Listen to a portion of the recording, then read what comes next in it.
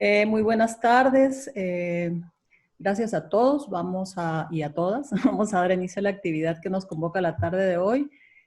No sin comentarles que el Centro PEN Guatemala es una asociación de escritores, editores, periodistas, comunicadores, blogueros y recientemente se han incorporado guionistas, creadores de contenido en línea y también traductores, quienes estamos agrupados con la finalidad de defender la libre expresión del pensamiento y las ideas. Objetivo que está refrendado, como todos sabemos, a la Constitución Política de la República, que en su artículo 35 dice que es libre la emisión del pensamiento por cualquiera medios de difusión, sin censura ni licencia previa. Es libre el acceso a las fuentes de información y ninguna autoridad podrá limitar ese derecho. Nuestro centro se declara una entidad autónoma que solo responde a esta declaración de principios y no a intereses ajenos.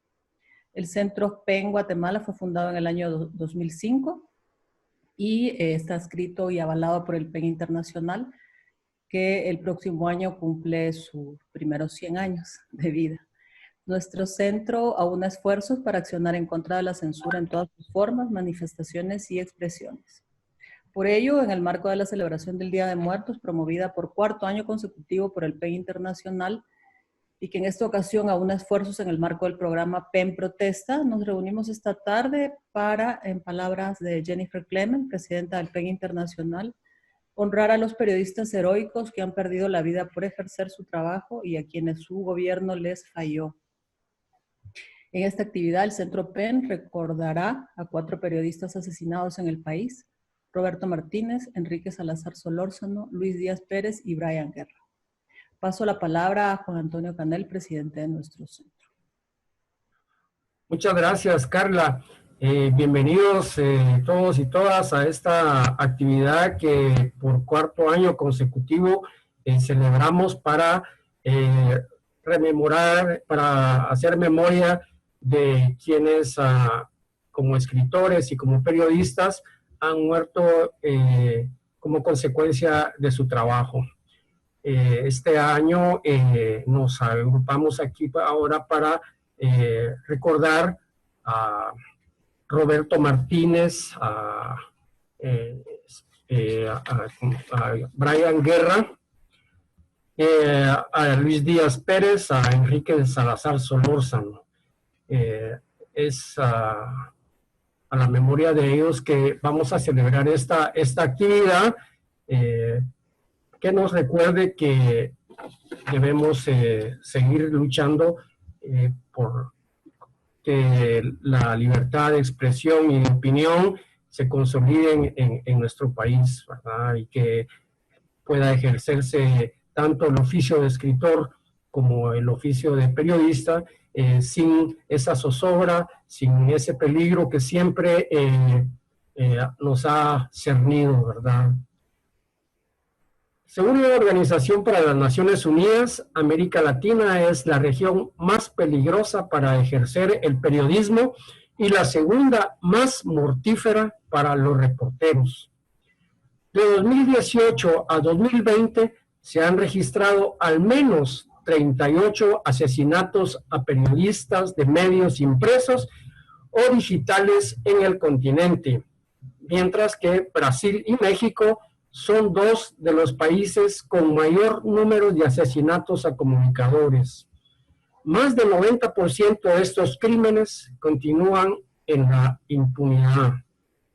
El 2 de noviembre también se conmemora el Día Internacional para poner fin a la impunidad de los crímenes contra periodistas.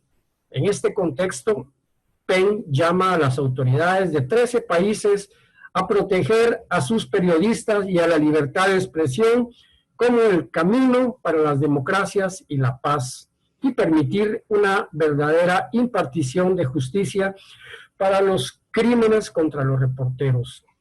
El respeto de los derechos humanos y más aún de la libre expresión se ha vuelto urgente en medio de la crisis de salud que enfrentamos en el mundo. Tener una prensa libre, además, es clave para dar una respuesta efectiva a la crisis sanitaria, dado su rol indispensable en el acceso a la información y promoción de la transparencia. Cada asesinato tiene un efecto inhibitorio en el periodismo de cada nación. Así que sean bienvenidos pues a esta actividad nueva del Centro PEN, ¿verdad, Carla?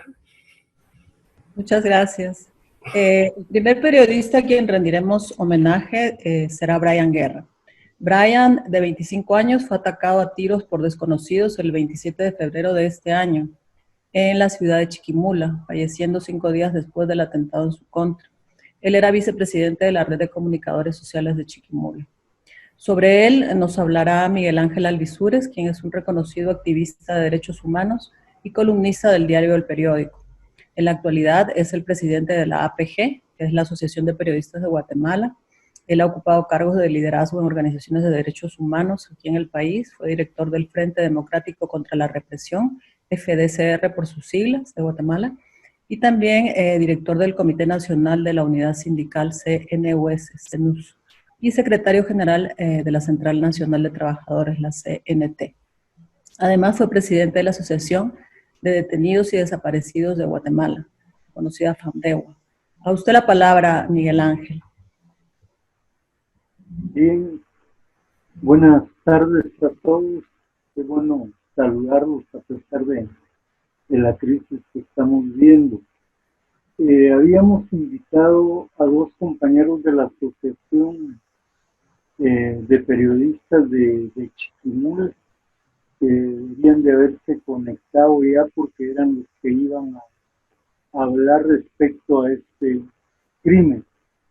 El asesinato de Liam pues realmente repercutió en los medios de comunicación en Chiquimula y también en otras regiones, ya que fue un golpe bastante fuerte para el periodismo en esa región. El hecho acontecido, digamos, prácticamente en la impunidad, puesto que las investigaciones no han sido, podríamos decir, no han sido efectivas por parte del Ministerio Público, a pesar de que hay gente señalada sobre los hechos que acontecieron y que fue la muerte de Brian Guerra, que deja también una familia, esposa, los hijos, es decir, su familia prácticamente se queda sin el apoyo de Brian, y especialmente podríamos decir una voz de denuncia en esa región. Entonces, posiblemente se conecten posteriormente algunos de los compañeros de Chiquimula, puesto que sí hablamos con ellos para que se refirieran mucho más directamente sobre el asesinato de Brian Guerra, que se da en un contexto de agresión a muchos periodistas. Es decir, a pesar de que se niega la participación de funcionarios de gobierno en este hecho o de un hecho premeditado, podemos decirle que en estos momentos hay más de 110 casos en lo que va del año de agresiones a periodistas en Guatemala, en diferentes regiones, prácticamente en todos los departamentos. Entonces lo Brian viene a ser un hecho más dentro de todo lo que ha estado aconteciendo. Pues también hay que mencionar el caso de Anastasia Mejía, que precisamente salió bajo caución curatoria libre ahorita, pero es parte de los hechos. O sea, lo de Brian fue una ejecución prácticamente extrajudicial que afectó al periodismo guatemalteco.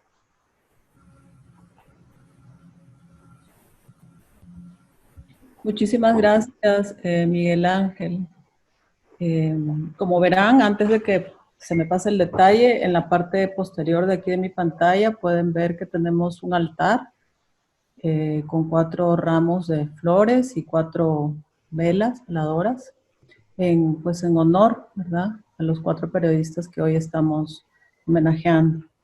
De inmediato vamos a pasar al segundo periodista a quien rendimos homenaje, que es Roberto Martínez. Él fue reportero de Prensa Libre y sobre él vamos a escuchar los testimonios tanto de su hija Velvet Martínez como del periodista y catedrático Samuel Flores. Roberto fue asesinado el 28 de abril del 2000 en el pleno ejercicio de su labor periodística. Velvet Martínez, su hija, quien nos hablará ahora, se encuentra actualmente cursando un máster en gestión y desarrollo de proyectos en la EAD Business School y además realiza un diplomado en locución. Te cedo la palabra, Velvet. Muchas gracias. Muy buenas tardes a todos. Primeramente, quiero darles gracias por el hecho de haber incluido a mi papá entre las personas a recordar. Eso significa mucho para nuestra familia, para mí, puedo decir especialmente para mí. Y pues para nuestra familia, que la memoria de mi papá sea aún recordada a pesar de los 20 años que han pasado de su partida.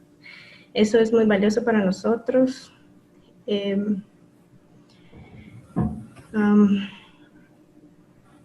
Quiero mencionar sobre la trayectoria de mi papá. Sin duda alguna, hablar de mi papá es hablar de una persona que era muy sacrificada, muy apasionada, y sin duda alguna en su trabajo él lo era. Y lo vemos por reconocimientos a nivel centroamericano, por el gran trabajo que él realizó con su entrega, y podemos hablar de que era un hombre de excelencia. Para él había un dicho que es muy importante en la familia. Por ejemplo, la excelencia es un hábito. Esto fue mencionado muchas veces en mi casa y en efecto así es. Cada vez que nosotros estamos haciendo algo debemos hacerlo bien, hoy, mañana mejor, hasta lograr la excelencia y la nitidez en lo que nosotros pues nos empeñamos y podemos trabajar. También mencionando un poco el tema de dónde, pues la trayectoria periodística que él tuvo.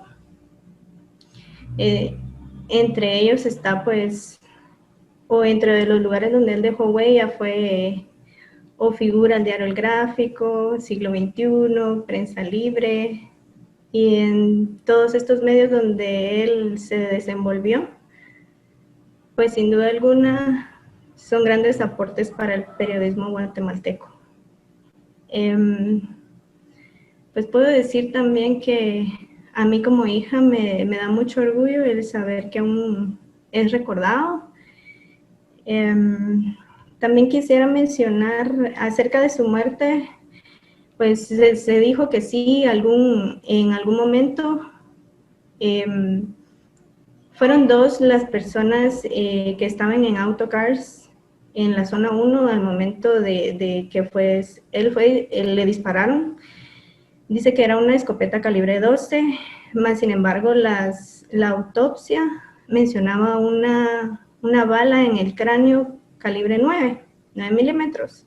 Esto no se hizo mucho mención, solamente se mencionó una vez y no supimos más del tema, pero con el hecho de haberse mencionado, pues queda una duda, ¿verdad? Tanto en nuestros corazones como en la gente que lo pudo haber leído. Pero más en nosotros que fuimos pues su familia, pensamos que hubo algo atrás de esto, que tal vez no se investigó y que solo se culpó a estos policías, pero pensamos que al momento de ellos reaccionar o disparar a mi papá, probablemente ellos tuvieron que haber oído alguna detonación antes de, ¿verdad? Por el hecho como o al menos este es el análisis que yo le doy a la situación en el caso de su muerte. O sea que podríamos decir que la investigación realmente no se realizó como esperábamos, porque quedan muchas cosas como a la duda. ¿Qué pasó? ¿Qué pasó con esa bala 9 milímetros? ¿De dónde vino? Si bien fue el escopetazo el que lo terminó de matar, o podríamos decir que fue lo que dijeron que era la causa de su muerte, más pensamos que esa bala en el cráneo fue la que lo mató, porque teníamos, porque este periodista también ya falleció, se llama Jorge Castañeda, él es nuestro primo. Perdón, estoy un poquito nerviosa, pero él dice que en el momento en el que se le encontró a mi papá ya había muerto. O sea que por respeto a mi papá, hubo gente que accedió a que la ambulancia llegara, se lo llevara al hospital para que su cuerpo no permaneciera mucho tiempo ahí. Pero sabemos que mi papá falleció en el momento que fue, que él recibió el disparo, 9 milímetros en la cabeza. Esto es algo de lo que no muchos saben y que lo poco que se logró leer en los periódicos, pues solamente una vez se mencionó. Y ya no quisieron hacer mención, el forense ya no quiso dar más información. Entonces sí nos podemos dar cuenta que pudo haber habido algo más atrás de todo esto. Otras cosas que yo también quisiera platicar de mi papá, pues a él le gustaba estar en mucho constante aprendizaje y le gustaba compartir su aprendizaje con muchos de sus compañeros. Y los que lo conocieron no me dejarán mentir, que él gustaba de enseñar lo que aprendía con sus colegas, con sus compañeros. Eso era algo que pues hacía de él una persona admirable. Yo en lo personal creo que por eso fue que me convertí en capacitadora también. Yo manejo un grupo de 200 personas, capacitándolas, motivándolas, haciéndolas, sacando lo mejor de ellas. Y pienso que eso es algo que viene arraigado desde la matriz de mi casa, por las enseñanzas de mi padre. También quiero hacer mención que él, por esta experiencia que él tiene de poder compartir de querer enseñar a otros sus conocimientos, era invitado constantemente a enseñar en la USAC cursos de fotografía. Y él se apasionaba totalmente por este tipo de enseñanza que a través de lo que él había adquirido, pues desde los 9 años él venía practicando la fotografía. Muchas gracias. Muchísimas gracias, Velvet. Siéntete aquí en familia, ¿verdad? No tienes por qué sentirte nerviosa. Aquí este homenaje es para ellos y seguro que están en nuestros corazones también. Y también me imagino que tú eras una niña en esa época, que pues ya pasaron 20 años. Muchas gracias, Velvet. Gracias a ustedes. El segundo periodista a quien rendimos, perdón, este es el segundo periodista, el segundo participante, el segundo ponente ahora será Samuel Flores, que también va a hablar sobre Roberto Martínez. Samuel es periodista, es catedrático universitario, ha trabajado como fotógrafo en varios medios, periódicos de Guatemala, como catedrático impartido cursos de fotografía periodística, documental, fotografía deportiva, publicitaria y también fotografía forense en varias universidades del país. Le cedo la palabra a Samuel. Muchas gracias, Carla. Pues primero comentarles que me siento honrado de poder compartir con ustedes la experiencia de haber trabajado con un verdadero periodista de vocación, una persona noble, profesional, humilde, sin egoísmo, y vamos a tratar de hacer una semblanza profesional sobre los años que yo tuve la oportunidad de compartir con él. Tengo preparada una presentación y quería ver si me podías habilitar la función de compartir pantalla. Tengo ahí algunas imágenes que quisiera compartir con ustedes acerca del trabajo que realizamos junto a Roberto, porque dentro de la sección de fotografía de Prensa Libre hacia los años 1995 hasta el 2000, cuando fue la fecha en que se dio su partida, trabajamos en equipo. Tanto su servidor comprendió que solo yo no podía trabajar, y él sabía que también si nos uníamos podíamos hacer un mejor resultado, y eso fue lo que logramos, ¿verdad? Entonces, de esa cuenta, pues fueron varios años. Yo voy a empezar. Su servidor ingresó a la sección de fotografía en el año de 1998.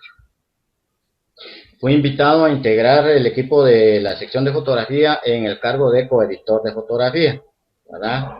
Junto a Roberto y otros fotógrafos, pues dábamos cobertura a sucesos y también a situaciones de alto impacto que dejaron huella en el devenir histórico de Guatemala, ¿verdad? Como reporteros gráficos, siempre buscamos la mejor fotografía, la noticiosa, la impactante, la informativa, a fin de poder trasladar a los lectores al lugar de los hechos, ya que ellos solamente al comprar un periódico, ellos podían tener la opción de ser testigos de lo que nosotros también les estábamos compartiendo, ¿verdad? Siempre en el trabajo de Roberto era el enfoque de buscar la mejor fotografía que ilustrara la portada, que era la fotografía noticiosa, impactante, pero también había que pensar en que teníamos que llenar con imágenes las páginas interiores, ¿verdad? En lo personal, siempre estuve convencido de que al asignar a Roberto a cualquier cobertura fotográfica, hablemos de que era la fuente del legislativo, el ejecutivo o la nota roja, tal como en los últimos días él cubrió, pues siempre su servidor iba a tener garantizada la mejor fotografía, dadas las capacidades y experiencia y talento creativo de Roberto, ¿verdad? Entonces, pero además de esa capacidad y esa experiencia, Roberto tenía otra cualidad, era la humildad. Por ejemplo, si yo le pedía a favor de que fuera a cubrir un sondeo a la calle con los peatones que caminaban por la acera y preguntarles qué opinaban acerca de los precios de la canasta básica, Roberto iba.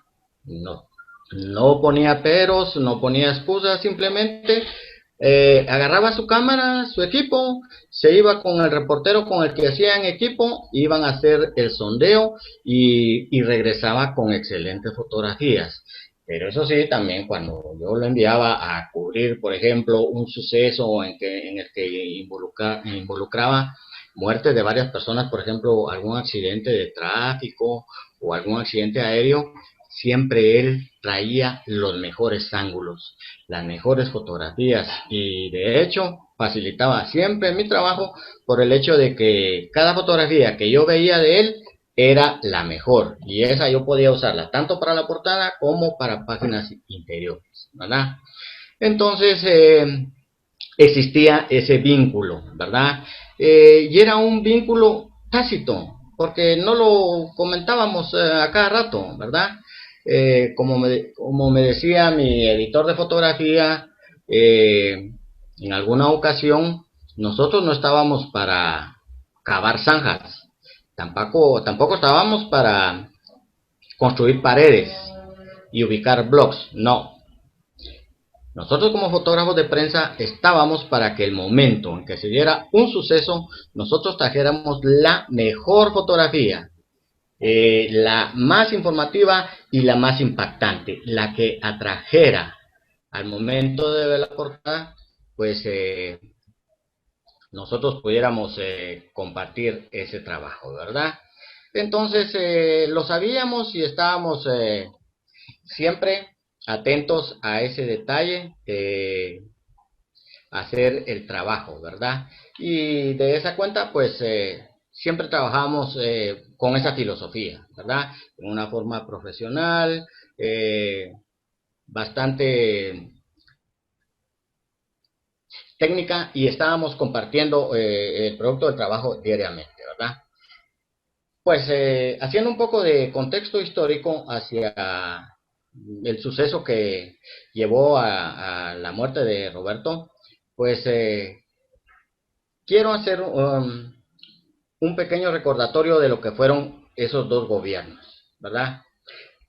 De 1996 a 1999, el presidente Álvaro Arzú ordenó y tenía como política con los diputados del PAN atacar al FRG desde el Congreso, ¿verdad? Entonces esas son políticas que siempre se establecieron y para verlo baste ir a la hemeroteca y nosotros poder consultar los periódicos de esa época, ¿verdad? Sin embargo, en el año 2000, cuando el gobierno de Alfonso Portillo y el FRG asumen el poder, se invierten los papeles. Allí ya vino el gobierno de Alfonso Portillo con Francisco Reyes López y el general Ríos Montt, empezaban a atacar a la competencia, ¿verdad? Entonces se dio el hecho de que desde la presidencia pues no se apoyaban políticas emanadas de la comuna, que en ese tiempo quedó en manos del alcalde Fritz García Galón, pero quisiera resaltar que Fritz García Galón era un aprendiz de político, ¿verdad? Y él simple y sencillamente obedecía órdenes de Álvaro Arzú y de todo ese séquito, de ese partido, ¿verdad? Quiero hacer énfasis en el hecho de que para su servidor, el gobierno más nefasto que siempre luchó contra la prensa y contra un periodismo independiente fue el de Álvaro Arzú. ¿Por qué razón? Arzú vio en los periodistas una amenaza latente, el irrespeto. Él mismo creó aquella frase, al periodista se le paga o se le pega. ¿Qué quiso decir ahí? Que simple y sencillamente o al periodista se le daban papas y si no hacía caso, pues se le mandaba a golpear. Esa era la ley que Arzú impuso. Entonces, esa se mantuvo todo el tiempo, ¿verdad? Y todo su partido en eso giró, ¿verdad? Quiero compartirles que aquí en esta imagen, para su servidor, estos son los responsables directos de haber provocado esa crisis, esa convulsión social que culminó con la muerte de Roberto, ¿verdad? Ahí pueden ustedes ver a Fritz García Galón, un alcalde que no hizo ni mayor esfuerzo para poder responder las necesidades de los vecinos, ¿verdad? Lo único que yo recuerdo que dejó instaurado fue el proyecto de pasos y pedales, pero bueno, de ahí Álvaro Arzú era el que era el poder detrás del trono y entonces Fritz obedecía a todo ello. Y del otro lado, por el FRG, tenemos a un Francisco Reyes López como vicepresidente que tenía una cuota de poder bastante fuerte dentro del gobierno de Alfonso Portillo, por el hecho de que con ese partido y con el general Ríos Montt lograron llevar a la presidencia a Portillo. Entonces, para mí, estos son algunos de los actores principales responsables de esa crisis y de esa convulsión social que originaron la muerte de Roberto en aquel tiempo, ¿verdad? Viéndolo ahí desde esta perspectiva, pues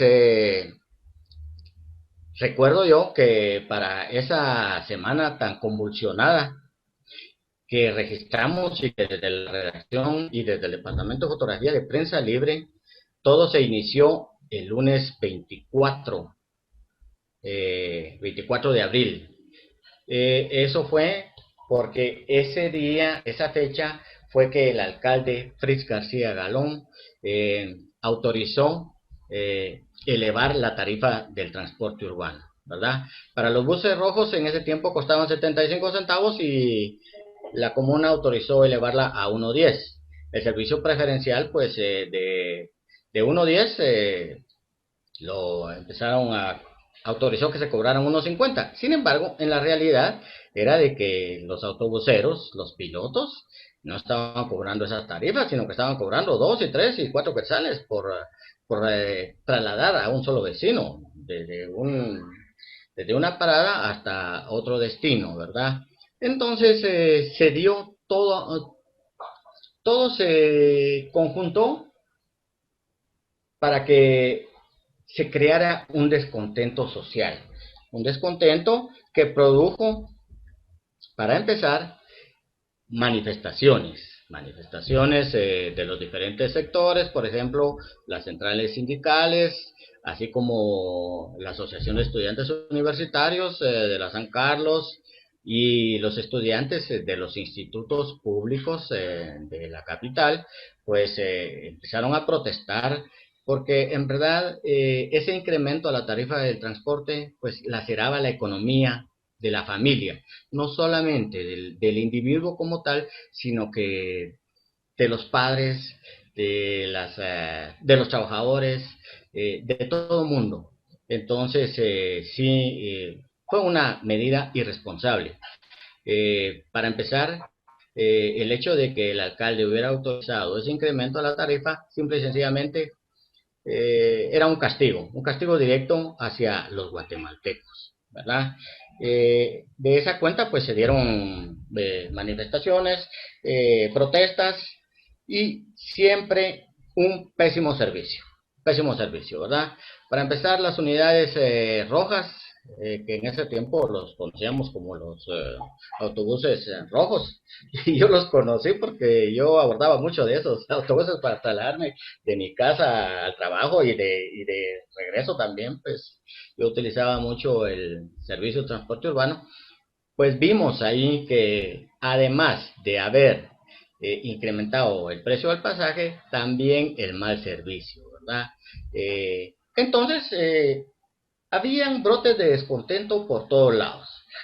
Por ejemplo, en la zona 18 se reportaba que incendiaban un autobús por estar cobrando una tarifa mucho mayor, ¿verdad? Eso fue en la mañana. Ya por la noche, en el centro histórico, ya se reportaba la quema de buses también. Entonces todo empezó el lunes, ¿verdad? Cuando se generó el alza al precio del pasaje, y entonces ya empezaron a dar esos brotes. Podrían ser controlados si se hubieran asumido políticas responsables como la de haber nuevamente reinstalado el subsidio a la tarifa del transporte, que era lo que siempre reclamó García Galón al Ejecutivo, y que Francisco Reyes López, en su calidad de vicepresidente, dijo que no, que bueno, era esa pugna de poder, ¿verdad? Tanto una agrupación como la otra querían dañarse y afectar el trabajo de la competencia, ¿verdad? Entonces, esos brotes se generaron el lunes, vino el martes y ya se hicieron más intensos, ¿verdad? Había manifestaciones, pero en medio de las manifestaciones en el centro histórico también ya habían confrontaciones y enfrentamientos entre los manifestantes y otros grupos infiltrados que también aprovecharon la ocasión para desestabilizar todo el movimiento que se daba alrededor de esta tarifa al pasaje urbano, ¿verdad? Hacia el miércoles ya eso era mucho más fuerte y contundente cada una de los brotes, porque incluso ya la Policía Nacional Civil, que en ese tiempo ya había sido instaurada como tal, empezó a usar gases lacrimógenos para disolver las manifestaciones, ¿verdad? Todo esto se dio en el marco de un viaje que el presidente Alfonso Portillo había realizado a Nicaragua. O sea, toda la convulsión social y política generada por el alza del transporte urbano estaba en efervescencia aquí en Guatemala, y Portillo de visita oficial a Nicaragua. Bueno, todo se dio para que la situación desembocara en lo que se dio. Hasta que llegamos al día jueves, 27 de abril del año 2000. En esa mañana, como todos los días, su servidor, en mi calidad de coeditor de fotografía, pues asigné la cobertura de todos esos disturbios y de todas esas manifestaciones y protestas a Roberto y le dije que, bueno, tuviera cuidado porque las cosas estaban saliendo ya de control, ¿verdad? Y entonces él, como todas las mañanas, salió con el redactor Julio Lara. Y recuerdo que me estoy extendiendo mucho. Quisiera que me digan, por favor. Continúe, continúe, es un gusto. Adelante, Samuel. Muchas gracias. Muchas gracias. Bueno, cuando Roberto salió en el vehículo junto al reportero, pues nuevamente ubicaron a esa turba que empezó a realizar no solo ya la protesta, sino que además vandalismo, ¿verdad? Recuerdo bien, yo porque lo pude vivir, yo salí a las calles también ese día a ver el ambiente y en lo que es a los vendedores informales ubicados en la 18 calle, que ellos sacaron todos sus productos, por ejemplo, grabadoras, televisores, no habían celulares como ahora, pero sí había otro tipo de productos que llamaban la atención. Entonces lo que hacían estos saqueadores era que en grupo, esas bandas de delincuentes llegaban y robaban lo que podían. Y los propietarios de los puestos indefensos no podían contener, eran 10 gentes saqueando su negocio y no tenían seguridad privada ni nada. No habían policías, porque incluso la policía andaba detrás de otro grupo, pónganle en la Plaza de la Constitución, andaba por la zona 18 viendo la quema de un bus, el ataque a otros pilotos del transporte urbano. O sea, esa delincuencia rebasó la capacidad de la policía para poder atender la demanda de seguridad que ameritaba la población.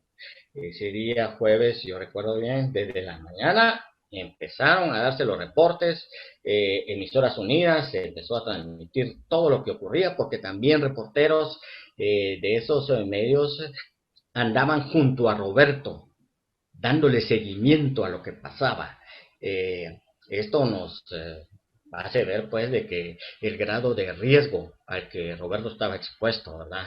Pero, ni modo, nosotros no esperábamos que todo esto fuera a desencadenar y a terminar en lo que ocurrió, sino que lo que queríamos era dar la mejor cobertura. Y Roberto siempre, con su vocación de periodista, con su profesionalismo, con su capacidad y su experiencia, siempre lo hizo. Durante todas las asignaciones periodísticas que su servidor le compartió, Roberto nunca dejó de traer la mejor cobertura. Ese día no fue la diferencia, pues él, al nomás ubicar a ese grupo de saqueadores y de vandalismo que estaba recorriendo las principales calles ya del centro cívico, porque ya habían recorrido todo el centro histórico, entonces él los ubicó y los siguió, ¿verdad? Hasta que recuerdo bien que había un lugar que se llamaba Mundi Deportes, ahí en la 24 calle, frente al centro comercial de la zona 4. Allí, estas bandas de delincuentes ingresaron al negocio y saquearon lo que pudieron, implementos deportivos, calzado, playeras, todo lo que tuvieron a su alcance, ellos salían. Y Roberto fue con su cámara fotográfica a graficar, a convertirse en un testigo silencioso de lo que estaba ocurriendo. Y nuevamente quiero hacer hincapié. Roberto tenía que cumplir su trabajo como periodista, pero los responsables de eso fueron el alcalde Fritz García Alón, que al obedecer órdenes de su jefe Álvaro Arzú, simple y sencillamente querían crear ese choque, querían crear ese antagonismo con la presidencia. Por el otro lado, un Francisco Reyes López, en su calidad de presidente en funciones, que dijo que no, que así como del periodo del 96 al 99, ellos habían resistido los embates desde la presidencia, ¿verdad? Ahora se invertía esa situación, se invertían los papeles, ¿verdad? Pero también hay un tercer actor en toda esta convulsión que se dio. Son los propietarios de los autobuses, esos dueños de las camionetas, ya en malas condiciones, ¿verdad? Y ellos simple y sencillamente le dijeron a sus pilotos: ustedes cobren lo que quieran, ustedes lo que nosotros necesitamos es aprovechar y que quede liberada la tarifa y ya nunca más vamos a pedir subsidio, ¿verdad? Pues, bueno, pero la población se resistió y entonces se produjo todo ello, ¿verdad? En ese tiempo, pues recordarán ustedes, había dos tipos de servicio de transporte urbano, ¿verdad? Estaba el preferencial y el de los buses rojos. Pésimos los dos. Por cualquier lado que lo veamos, ninguno de los dos llenaba las expectativas de la población. Y entonces fue así como en toda esta ecuación que produjo esa convulsión social, son tres actores los que su servidor identifica y con nombres, ¿verdad? Por un lado, el PAN, por el otro lado, el FRG, y por el otro, los aborazados y desmedidos propietarios de los autobuses del servicio urbano, ¿verdad? Ante todo ello tuvo que competir Roberto Martínez ese día, y de hecho consiguió las mejores fotografías. Recuerdo que ya para esa fecha, ese mero día, de ese jueves 27 de abril, hacia las 12:30 del mediodía, su servidor, yo estaba siguiendo toda la información en la radio, ¿verdad? En la radio Emisoras Unidas, yo escuchaba los reportes, cómo se daba la confrontación con los gases lacrimógenos, las posibles capturas, pero también los saqueos. Entonces, al mediodía, yo llamé por radio a Roberto y le dije: mira, Roberto, ¿cómo vas? Yo estaba en la sede de Prensa Libre, en la 13 calle y 9ª avenida en la zona 1. Entonces le pregunté: ¿cómo estás? ¿Tenés material? Me dijo: mira, los rollos se me acabaron. Él llevaba una dotación de 10 rollos de diapositivas o slides, con la cual tomaba fotografías para la portada. Entonces me dijo: mira, tráeme material porque yo ya no tengo rollos. Bueno, quedemos, le dije, hoy juntémonos ahí si querés. ¿Dónde estás ahorita? Le dije: pues me dijo que estoy en la Muni. Entonces llego en media hora, le dije. Yo salí desde la sede y llevé otra dotación de por lo menos 10 rollos de material fotográfico, ¿verdad? Y salí con mi cámara y en el camino yo iba cubriendo lo que yo veía. La situación violenta se centraba más que todo en el centro cívico. Entonces yo subí hasta la 6ª avenida y caminé, y frente al mercado La Placita yo lo encontré al filo de las 12:30. Le dije: Roberto, mira, ¿cómo vas? Mira, me dijo, toma, aquí están mis 10 rollos, me dijo. Estos son de toda la faena que he cubierto desde la mañana, desde las 7 de la mañana que él empezó a tomar fotografías hasta el mediodía. Entonces yo le dije: dámelos, yo los voy a entregar al laboratorio para que sean revelados, para que cuando vos regreses, ya revelados, vos ya únicamente llegues y selecciones las mejores fotografías.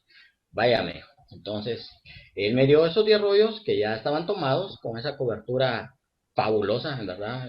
Había demasiada buena fotografía ahí. Cualquiera de esas imágenes pudo haber sido la portada de ese periódico de Prensa Libre y además de los demás periódicos, ¿no? Entonces yo los agarré y le dije: mira, aquí te dejo 10 rollos más. ¿Qué más necesitas? Le dije. Y él me respondió: mira, necesito gotas para los ojos. Necesito además vinagre y una mascarilla. y agua pura, me dijo, porque nada de eso tenemos acá. Y bueno, era comprensible, ninguno de nosotros pensábamos que se iba a extender tanto esa cobertura. Entonces yo le dije, bueno, déjame, yo regreso al periódico, voy a ir a la clínica, te voy a pedir lo que necesitas y te lo mando a dejar o te lo traigo yo de regreso. Está bien, me dijo. Entonces esa fue la última vez que yo vi a Roberto con vida ese día. De esa cuenta, todos los rollos, toda la producción fotográfica que él había conseguido, yo la regresé y se la entregué al encargado del estudio, del laboratorio fotográfico, ¿verdad? Que era César Quiñones. Y le dije, mira, aquí están los rollos de Roberto, revelalos. Cuando él venga, que él seleccione las fotografías que él quiera y todas esas hay que escanearlas porque esas van a ser la portada de mañana. Entonces me dijo, César, nah, ya no te preocupes, ya no necesitas nada de portada. Por supuesto, le dije. Y recuerdo que yo estaba en el mezanini de prensa libre en el tercer nivel y bajé al segundo piso. Y entonces yo regresaba de la clínica de ir a pedir las botas para los ojos, la mascarilla, el vinagre, ¿verdad? Cuando de repente escuché un grito del señor director, Gonzalo Marroquín, y me dijo, Samuel, me dijo, y yo me asusté porque el señor director nunca gritaba, él siempre fue calmado y aún estuviera molesto por cualquier cosa que uno pudiera haber hecho, ¿verdad? Pero él no gritaba. Cuando me dijo, mira, me dijo, ¿qué le pasó a Roberto? Pues nada, le dije, si yo acabo de hablar, ahorita vengo a la 18 calle y él me entregó los rollos y yo lo vi ahí, le dije, y él me dijo, no, me dijo que en la radio están informando que fue herido. Y miren, en ese momento yo no sé, tanto el señor director Gonzalo Marroquín como su servidor, no sabíamos nada, solamente habíamos escuchado por la radio ese reporte, pero fue un reporte así rápido. Entonces, como pudimos, sacamos un vehículo con la seguridad de prensa libre y desde el periódico nuevamente regresamos a la 19 calle y séptima avenida, en el sitio del suceso donde perdió la vida Roberto.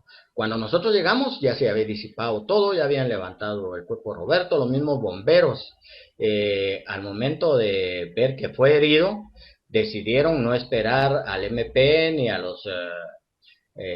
al servicio forense, y de hecho en su afán de querer, todavía Roberto tenía signos de vida. Entonces los periodistas en ese momento y los bomberos pensaron de que trasladándolo de urgencia al Hospital San Juan de Dios todavía podían rescatarle la vida e hicieron el traslado. Cuando nosotros nos informaron, no, ellos ya no están acá, vayan a verlos, están allá en el Hospital San Juan de Dios, nos trasladamos con el señor director Gonzalo Marroquín hacia la emergencia del San Juan de Dios e ingresamos y preguntamos cuál era el estado de Roberto. Y ahí pues nos informaron la noticia de que no había resistido el traslado, ¿verdad? Fue algo muy triste, nos convulsionó a todos los fotógrafos. Al salir de ahí estábamos despedazados, todo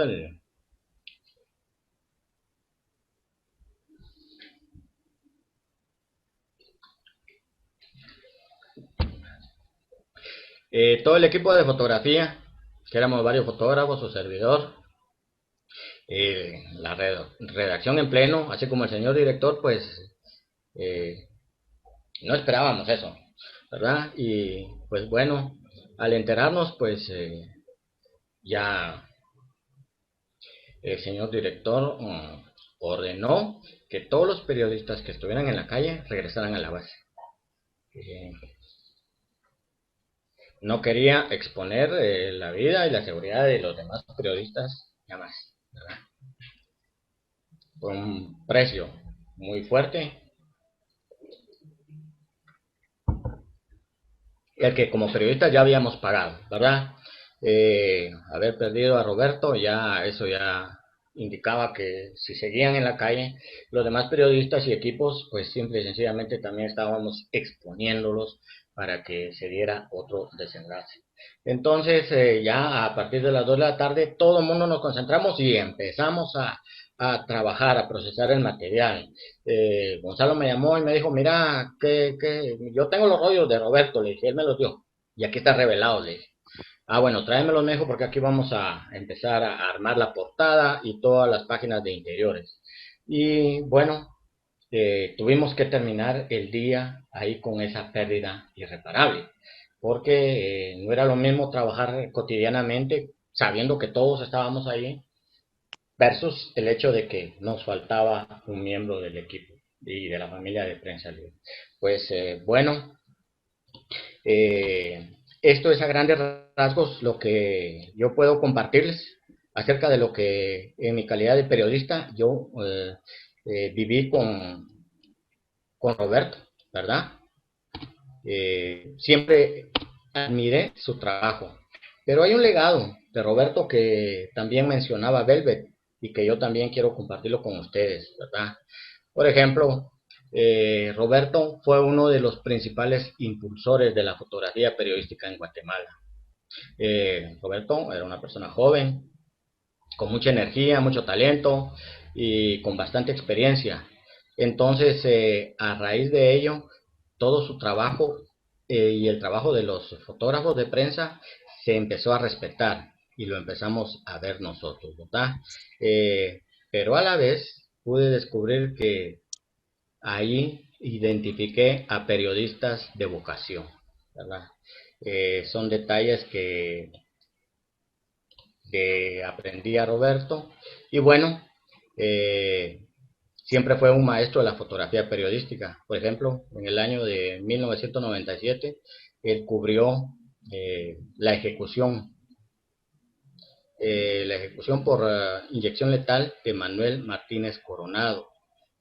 Su trabajo pues siempre impecable y todo. Pues yo quisiera dejarlo hasta acá, ¿verdad?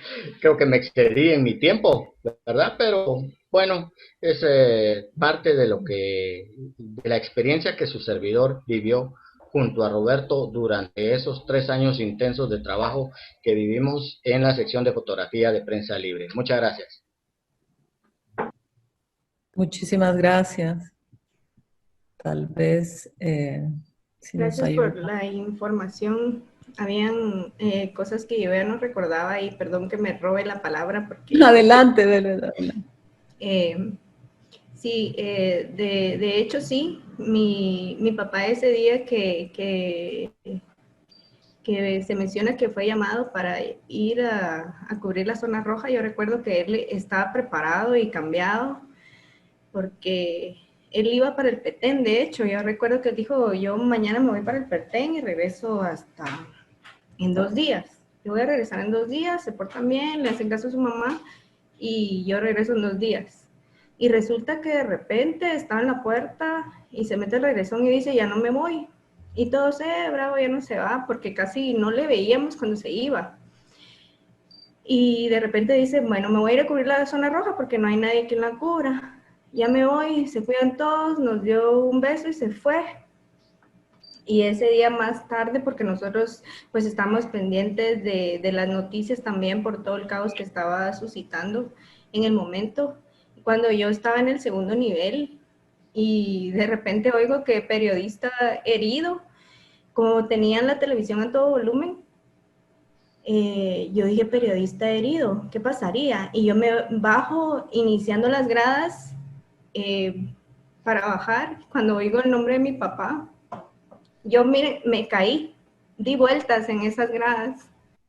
Ni siquiera sentí qué fue lo que me pasó, si me dolió o no me dolió.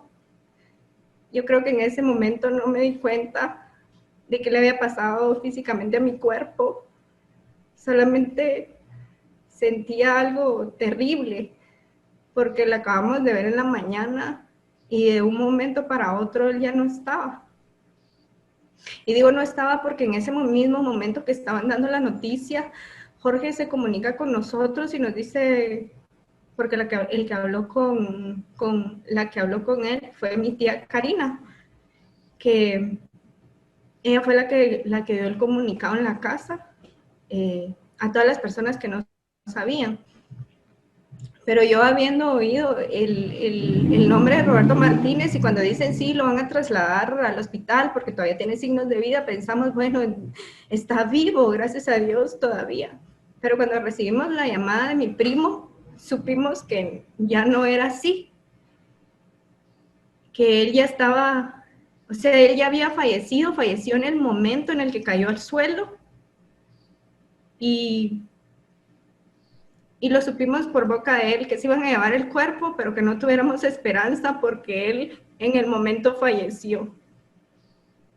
Fue algo muy duro para nosotros, un golpe en el corazón que nunca nos esperamos. Pues se tuvo una niñez difícil, me refiero a mis hermanos que eran los más pequeños. Yo pues ya tenía 16 años, más sin embargo, era una educación tan especial la que nos daba mi papá para decirles que todavía 16 años y yo jugaba con muñecas, era que era una buena niñez, unos buenos padres, un padre que nos enseñó todo lo que pudo. Y una de las cosas que no he oído mencionar es, si bien la fotografía era su pasión, quiero comentarles que realmente la pasión dentro de la fotografía que a él le gustaba se clasifica en la fotografía deportiva. Esa era su pasión, la fotografía deportiva. Era increíble cómo él tomaba atrás de la cancha para meter el gol, la pelota en el aire, el portero en el aire y el que estaba tirando, el futbolista en el aire, el portero, el defensa o no sé cómo se llama, la verdad, no sé mucho de fútbol, pero todos en el aire, la pelota, el portero y el que estaba disparando el balón, todos en el aire. Y esa era su pasión. En medio de la fotografía deportiva era la que él más amaba. Y sí es impresionante ver estas imágenes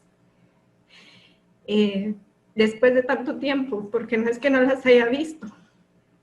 Créanme que a veces he tenido la intención de ir a Noticiete o ahí al Canal 3 a ver, porque ellos tienen un video donde se muestra a mi papá en sus últimos momentos y él se luce como la persona que es. Hay un hobby que nadie le ha sabido y es que a él lo invitaban de un lugar, no voy a mencionar el lugar, pero lo invitaban a modelar trajes de caballero, por el porte que él tenía, por su gracia. Era invitado, más él rechazaba ese tipo de invitaciones. Pero él decía, sí yo quisiera, pero no me quiero involucrar en ese asunto. Pero el vestir él un traje era verlo elegante todo el tiempo. Decía mi papá, el vestir no te hace, pero tú haces el traje y eso te convierte en la presencia del lugar. Y en efecto se entiende y se aprende de esa manera. Como lo mencioné anteriormente, también la pasión, la excelencia con la que él nos enseñó a hacer las cosas. Si uno va a hacer una cosa, la va a hacer bien. Y en todas las familias se menciona, pero les prometo que sí aprendí lo que significa excelencia de parte de mi padre, responsabilidad, amor propio primero. Hacer las cosas con amor es lo que lleva a hacer las cosas bien, con pasión y con excelencia. Y muchas gracias por la oportunidad que me dan. Yo soy la hija mayor de 6 hermanos que somos. Ya ven que Cindy, pues, es una de las menores. La trayectoria periodística que ha tenido, pues, ha alcanzado casi el nivel que mi papá tenía. Pues ha sido ganadora de eventos a nivel centroamericano, al igual que lo era mi papá. Estoy muy orgullosa de todos mis hermanos. La mayoría tenemos una línea periodista. No debo decir que vengo de una familia de periodistas. cada quien en su rama. A mí me gusta la locución, lamentablemente nunca la pude ejercer, pero me encanta, es algo que amo. Me gusta también la redacción, amo eso. Nunca aprendí a tomar fotografías, pero es algo que tal vez me hubiera gustado aprender del maestro que era mi papá, ¿no? Pero nunca tenía tiempo para esa situación con nosotros. Hay muchas cosas que quisiera mencionar en este momento porque me llena de tanto entusiasmo el que recuerden a mi papá después de tantos años, ¿verdad? Son tantos años que en 20 años se muere una persona y nadie más la vuelve a mencionar en mucho. Pero esto me sigue enseñando a mí de que no debo de dejar que mis sueños se sigan durmiendo y seguir adelante con lo que me falta. Porque sí ha sido muy difícil después de que él se fue. Imagínense, teníamos cierto tipo de vida, ya no hubo quien pagara el colegio, tuvimos que buscar opciones alternas.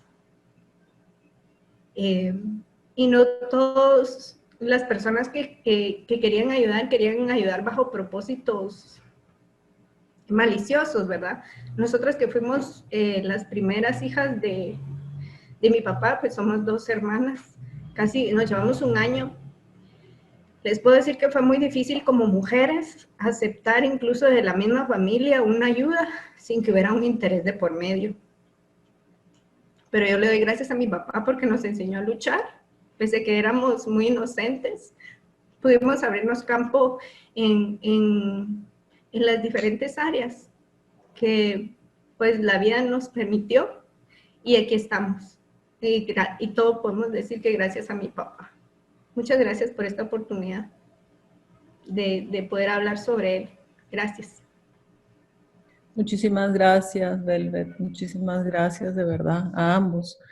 ¿Qué te podemos decir? Estamos contigo. Este tipo de hechos enlutan a familias completas y el dolor nunca se acaba. Pero mira las enseñanzas tan grandes y tan fuertes que te dio tu papá. Además, todos ustedes lo llevan en su sangre, en su ADN. Y él siempre va a ser un ejemplo.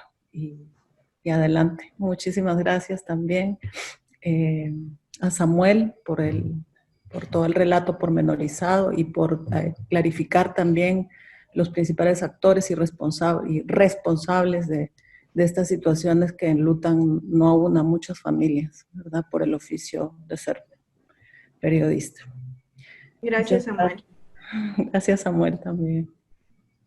Bueno, teníamos contemplada la participación de un panelista invitado que iba a hablar sobre Enrique Solórzano y Luis Díaz Pérez, pero por razones pues, de fuerza mayor él no nos pudo acompañar esta tarde. Por ello, nuestro presidente Juan Antonio Canel, que como todos sabemos también es periodista, es escritor y es investigador, nos va a narrar, nos va a hablar de Enrique Solórzano y Luis Díaz Pérez. A usted la palabra, Juan Antonio.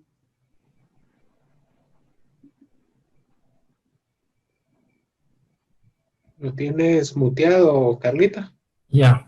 Solo antes de mi participación, Carlita, quisiera que le diera la participación a Otoniel Mora, que tuvo problemas con el tráfico para llegar, pero ya está aquí, por favor. Bien, perfecto. Adelante, Otoniel.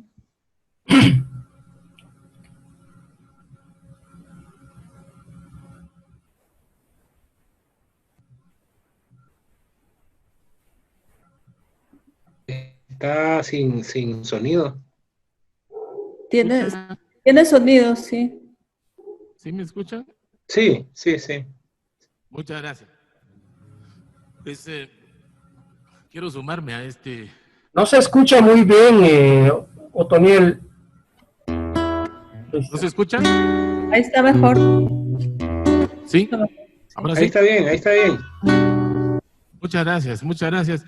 Pues quiero sumarme a este momento en que estamos recordando a importantes periodistas, pidiéndoles disculpas por mi atraso involuntario. pero con la mejor voluntad. Esta canción es para recordarles.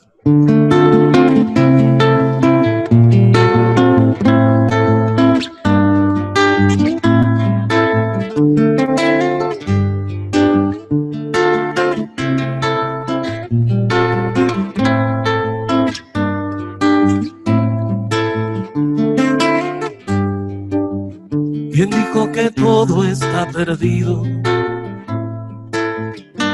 Yo vengo a ofrecer mi corazón. Tanta sangre se llevó el río. Yo vengo a ofrecer mi corazón. No te era tan fácil, ya sé qué pasa. No será tan simple como pensaba. Como abrir el pecho y sacar el alma. Una puñalada de amor. Cuna de los pobres siempre abierta.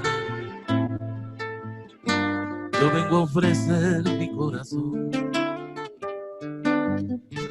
Como un documento inalterable. Yo vengo a ofrecer mi corazón y uniré las puntas de un mismo lazo y me iré tranquilo, me iré despacio y te daré todo y me das algo, algo que me alivie un poco más. ¿Quién dijo que todo está perdido? Yo vengo a ofrecer mi corazón. Cuando los satélites no alcancen, yo vengo a ofrecer mi corazón. Y hablo de países y de esperanzas. Hablo por la vida, hablo por la nada. Hablo de cambiar esta nuestra casa, de cambiarla por vivir en paz. ¿Quién dijo que todo está perdido? Yo vengo a ofrecer mi corazón. Cuando los satélites no alcancen, yo vengo a ofrecer mi corazón. Mora, él es cantautor, marimbista, guitarrista, bajista, también interpreta la armónica y ha sido integrante y en algunos casos también fundador de varios grupos musicales de Latinoamérica, como entre ellos Caudal, Kenchas, Yazúcar y su banda, Altibajos. Él ha compuesto alrededor de 100 canciones, entre las que se incluye la musicalización de poemas, de poesía, de escritores tanto guatemaltecos como centroamericanos, entre las que sobresalen, por supuesto, las temáticas sociales y la problemática humana cotidiana. Entonces, no sé si ya cerraron sus micrófonos, podemos continuar. Le estábamos dando la palabra a Juan Antonio Canel para que nos hablara de Enrique Solórzano y Luis Díaz Pérez. Le pasamos la palabra a Juan Antonio. Gracias, Carla. Muy amable. Bueno, a encontrar a alguien que nos diera un testimonio directo sobre los periodistas Enrique Salazar Solórzano y Luis Díaz Pérez no nos fue posible, ya que, según periodistas consultados, casi todos los compañeros de estos han fallecido. El periodista Julio Edgar García, que los conoció, desafortunadamente hoy tenía un compromiso familiar ineludible a esta hora. Así que, en nombre del Centro PEN Guatemala y en homenaje a Enrique Salazar Solórzano y Luis Díaz Pérez, quiero leer estos dos testimonios sobre ellos. Del libro El color de la sangre, 40 años de resistencia y represión en Guatemala, de Alfredo Saavedra, en el capítulo 19, tomo el siguiente fragmento. Ya en 1970 había sido secuestrado el periodista Enrique Salazar Solórzano, director del radioperiódico El Tiempo. El joven comunicador hacía fuerte crítica al recién instalado régimen de Arana. En medio de un periodismo de periodistas timoratos o cautelosos, Salazar Solórzano escribía editoriales que fustigaban al gobierno represivo. Junto con Salazar Solórzano fue secuestrado su reportero Luis Eduardo Díaz Pérez, en momentos cuando salían de la residencia del primero. La Asociación de Periodistas de Guatemala había reclamado la devolución de los secuestrados, a quienes se suponía capturados por la policía o llevados por una de las 74 diversas bandas paramilitares. Jamás aparecieron. El padre de Salazar Solórzano recibía noticias vagas sobre presuntos lugares de detención donde tendrían a su hijo. Anduvo de un lado para otro indagando, pero sin resultado alguno. Murió pocos años después enfermo de dolor por la ausencia del hijo. Ambos muchachos eran una promesa para el diarismo de combate contra un estatus criminal e inhumano. El hecho anotado ocurrió la noche del 30 de noviembre de 1970. Cierra la cita primera. Después de Elías Barahona, periodista y escritor de Guatemala, dirigente de la APG y secretario de la CIAP-FELAP, dejó el siguiente testimonio en un artículo que tomé del blog de Comunicarte, del 7 de noviembre de 2013, titulado ¿Quiénes matan periodistas en Guatemala? Dice así: hace 42 años, el 30 de noviembre de 1979, caminábamos por la Sexta Avenida y 12 calles de la zona central de la capital guatemalteca, con Luis Eduardo Díaz Pérez, reportero del periódico El Tiempo y sobrino de Paco Pérez, el compositor de Luna de Xelajú. Serían las 11 de la mañana cuando terminábamos de reportear, él para la segunda emisión y yo para el diario El Imparcial. Luis Eduardo, a sus 22 años, era una persona cultísima, poeta y amante de los clásicos de la literatura y de la música. De noche trabajaba como obrero en una textilera y de día hacía periodismo. Él era esposo de mi hermana menor y ese día coincidimos en una esquina. Él andaba viendo vitrinas y buscando un regalo para su adorada chinita Lisbeth, su primera hija, de unos 5 años de edad. Conversamos y quedamos de acuerdo en visitar al director de El Tiempo, Luis Enrique Salazar Solórzano, más conocido como el poeta, que vivía a un costado del Conservatorio Nacional de Música, con una de las hermanas del empresario radial Marco Tulio Illescas.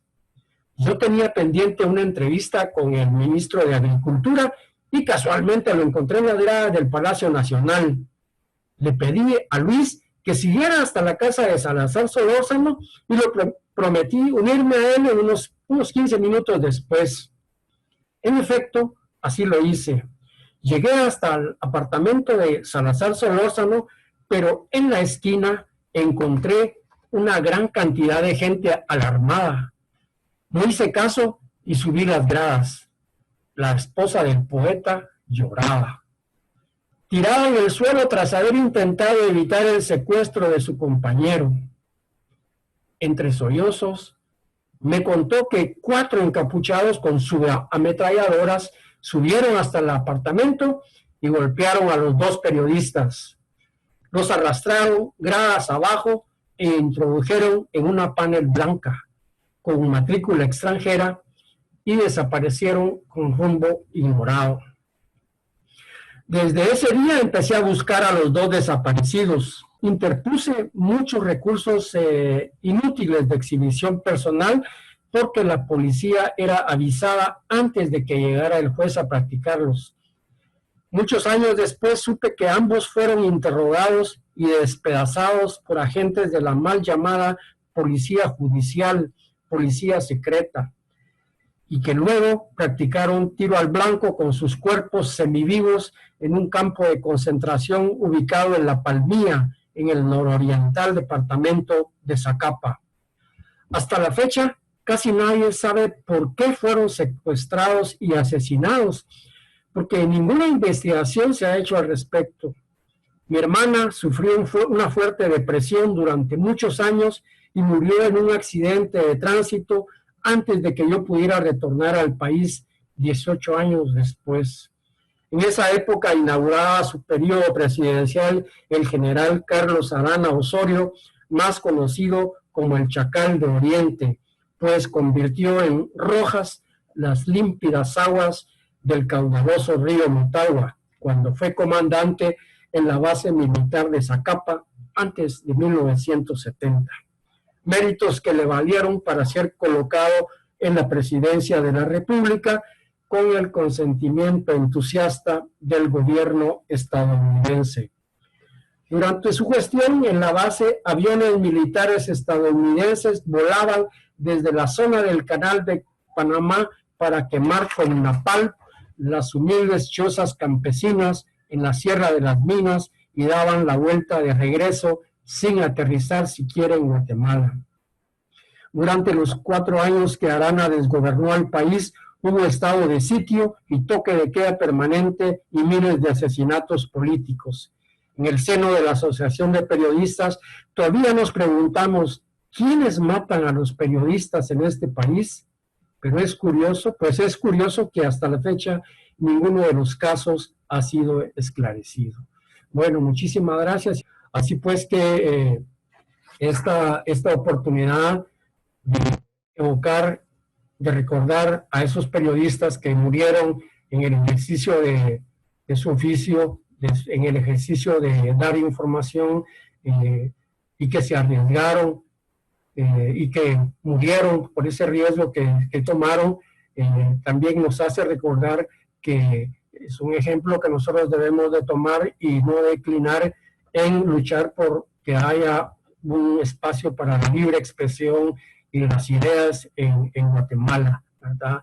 Es una cuestión que nos busca no solo a buscar las opciones puramente de la libertad de expresión, sino que también que nuestro oficio como periodistas, como escritores, sirva para estimular la organización popular, sirva para organizar a la población para que no se deje impresionar por esos desmanes que hacen los gobiernos y que el actual gobierno tampoco escapa, aunque ya no como en esos tiempos, porque de alguna manera la situación ha cambiado un poco. Sin embargo, ya no se reprime de la manera brutal como se hacía en aquellos tiempos, pero ahora se hace por otros medios.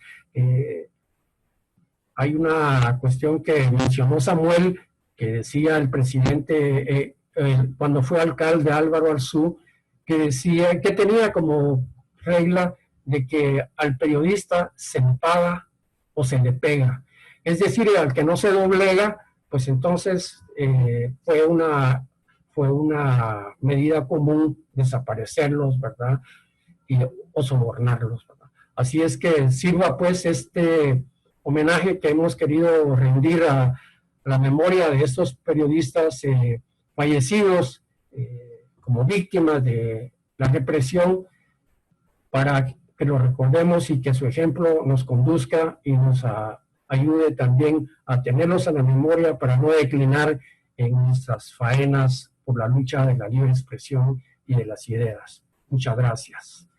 Carla. Muchas gracias, Juan Antonio.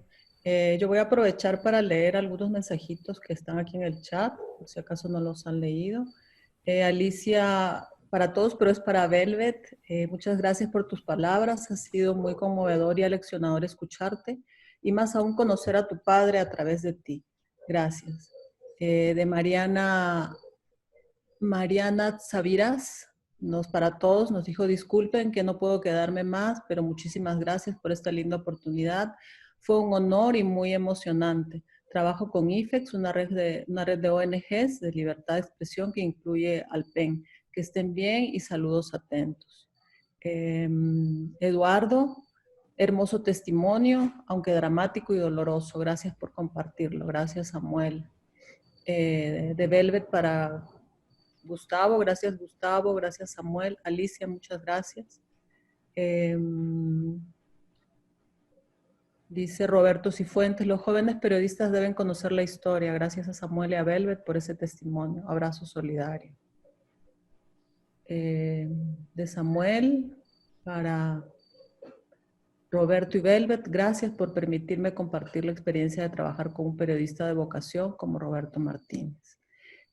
Yo aprovecharía ahorita para, antes del cierre, invitar a Otto Mora para que nos deleite con una nueva canción, para relajarnos un poco y entrar en el ambiente en el que estamos y sentir a través del arte también que las luchas siempre tienen un sentido, aunque a veces están muy manchadas de sangre. Adelante, Otto.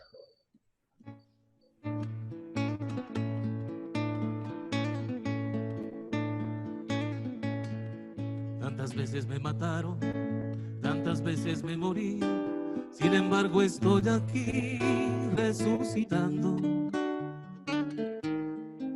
Gracias doy a la desgracia y a la mano con puñal, porque me mató tan mal. Y seguí cantando, cantando al sol como la cigarra. Después de un año bajo la tierra, igual que el sobreviviente que vuelve de la guerra.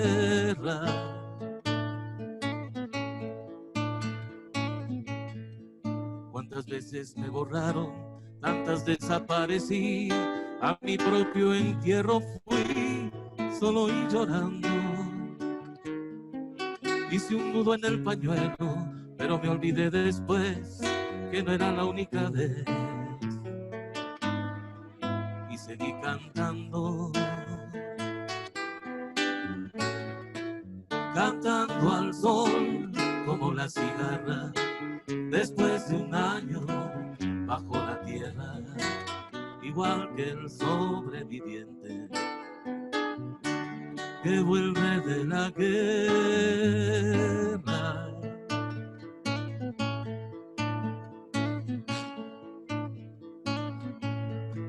Tantas veces te mataron, tantas resucitarás, cuántas noches pasarás desesperando. Y a la hora del naufragio y la de la oscuridad, alguien te rescatará para ir cantando, cantando al sol como la cigarra. Después de un año bajo la tierra, igual que el sobreviviente que vuelve de la guerra, cantando al sol como la cigarra. Después de un año bajo la tierra, igual que el sobreviviente que vuelve de la guerra, cantando al sol como la cigarra.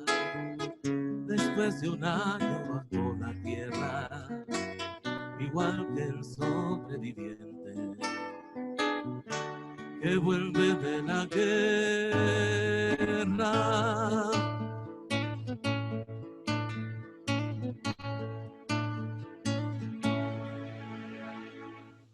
Muchas gracias, Juan Antes Antonio. del cierre, Juan Antonio y Carla, perdonen por la intervención, pero la verdad es que ha sido tan emotivo este evento que es muy difícil guardar silencio. Y en primer lugar quisiera felicitar a los compañeros amigos de la Junta Directiva del PEN por la iniciativa. Quisiera agradecer a Miguel Ángel por su testimonio, pero principalmente quisiera decirle a Velvet que yo no sé cuándo mi corazón lloró más, si cuando vi la tragedia de la muerte de su papá. Yo acababa de regresar, había estado varios años fuera de Guatemala y me impactó muchísimo. O hoy, ver ver ese recorrido que muy finamente hizo Samuel de esa historia tan dolorosa, tan trágica, tan triste. La gente no debería morir por su trabajo, por expresar sus ideas y por expresarlas bellamente como a través de imágenes, como lo hacía su papá. Realmente ha sido muy impactante el testimonio. ¿Por qué es importante hacerlo? No es lugar para rendir homenaje a personas que han dado su vida por hacer lo que a ellos les gustaba y que también a nosotros nos gusta hacer. Y en segundo lugar, porque yo creo que eso nos da fortaleza para seguir en la lucha, para seguir en la batalla, para no guardar silencio y para no dejar que nos paguen, aunque nos peguen. Porque yo creo que nosotros como personas, como seres humanos, y que tenemos el privilegio y la oportunidad de hacer una contribución a través de las letras, tenemos una responsabilidad. También quisiera felicitar a Carla y agradecerle porque además de hacer poesía, hace poesía con sus acciones. Me encantó mucho el gesto de las flores y de las velas y creo que eso hace que mantengamos encendida la esperanza. Muchas gracias. Muchísimas gracias, Hugo, por sus palabras. Muchas gracias. Excelente intervención también, nos motiva muchísimo. El Centro PEN Guatemala, por cuarto año consecutivo, rindió homenaje en estas fechas además tan significativas, como lo ha hecho con anterioridad a escritores, en esta oportunidad profesionales de la comunicación, asesinados o desaparecidos en el ejercicio de su profesión, y como consecuencia de la intolerancia y el desgobierno que nos persigue ya desde muchas administraciones atrás. Lo cual deja una estela de dolor e impotencia que, lejos de acallar nuestras voces, imprimen un sincero deseo a la resistencia y a la defensa de la libre expresión de las ideas mediante la palabra. Agradecemos la participación de nuestros panelistas invitados, de manera especial y de verdad con toda la emoción y el sentimiento, a Velvet Martínez, hija de Roberto Martínez, quien ha vivido en carne propia la desaparición violenta de su padre y su ausencia. Tienes un hermoso legado, Velvet, y todos lo sentimos en el corazón y seguiremos ese ejemplo, no solo tú. Asimismo, agradecemos a Samuel Flores, a Miguel Ángel Alvisures, a Juan Antonio Canel y a Otto Mora, quien hará efectivo el cierre de esta actividad a través de su música. Muchísimas gracias a todos por su participación y los seguimos invitando a nuestros eventos. Gracias. Adelante.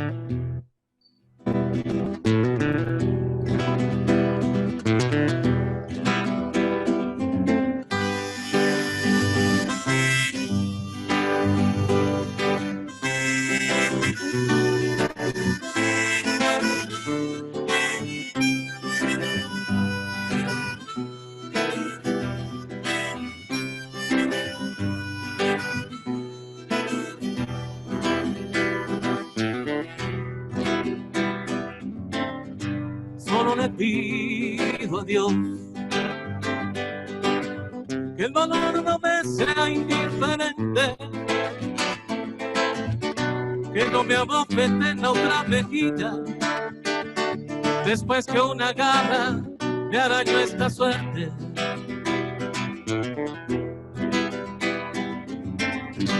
Solo le pido a Dios que lo injusto no me sea indiferente, que no me abofete en otra mejilla, después que una garra me arañó esta suerte.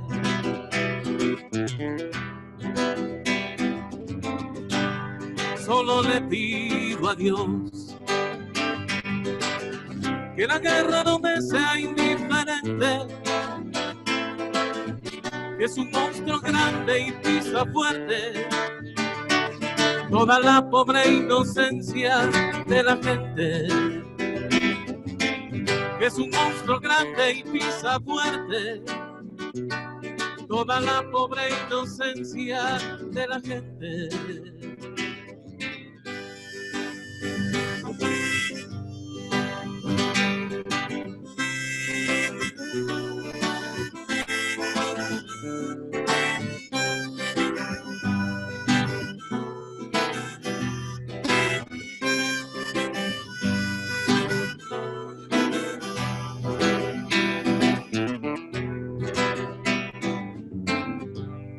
le pido a Dios que el olvido no me sea indiferente. Si un traidor pudo más que unos cuantos, que esos cuantos no lo olviden nunca mente. Solo le pido a Dios que el futuro no me sea indiferente. Desahuciado está quien tenga que marcharse a vivir una cultura diferente.